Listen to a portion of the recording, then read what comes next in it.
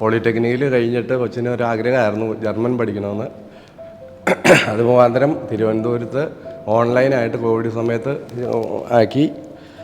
2 പ്രാവശ്യം എക്സാം എഴുതി, പ്രയോജനപ്പെട്ടില്ല. അങ്ങനെ ഇരിക്കുമ്പോഴാണ് അളിയൻ ഇങ്ങനെ ഒരു ഇൻസ്റ്റിറ്റ്യൂട്ട്, ഗോഡ്സോൺ ഇൻസ്റ്റിറ്റ്യൂട്ടിൻ്റെ കാര്യം പറഞ്ഞ് അളിയൻ്റെ ഒരു കൂട്ടുകാരൻ്റെ കൊച്ച് അവിടെ പഠിക്കുന്നുണ്ടെന്ന് പറഞ്ഞു.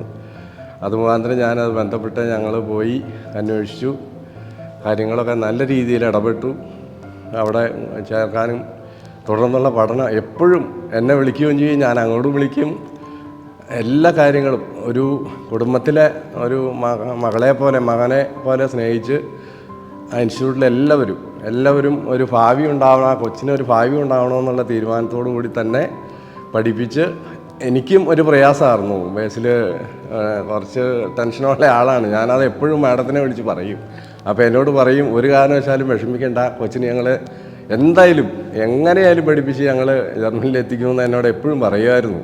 ആ സ്വപ്നം സാക്ഷാത്കരിക്കാൻ സാധിച്ചു. അതിന് 2 പേരോടും എനിക്ക് വളരെ സന്തോഷം, ഹൃദയം നിറഞ്ഞ സന്തോഷവും കടപ്പാടുമുണ്ട്. വളരെ ഒരു നല്ല ഇൻസ്റ്റിറ്റ്യൂട്ടാണ്. 1-2 പേരെ എന്നോട് ചോദിച്ചിട്ടുണ്ട്. അവരെയൊക്കെ ധൈര്യമായിട്ട് എനിക്ക് കൊണ്ട് ചേർക്കാൻ പറ്റുന്ന ഒരു ഇൻസ്റ്റിറ്റ്യൂട്ടാണ്.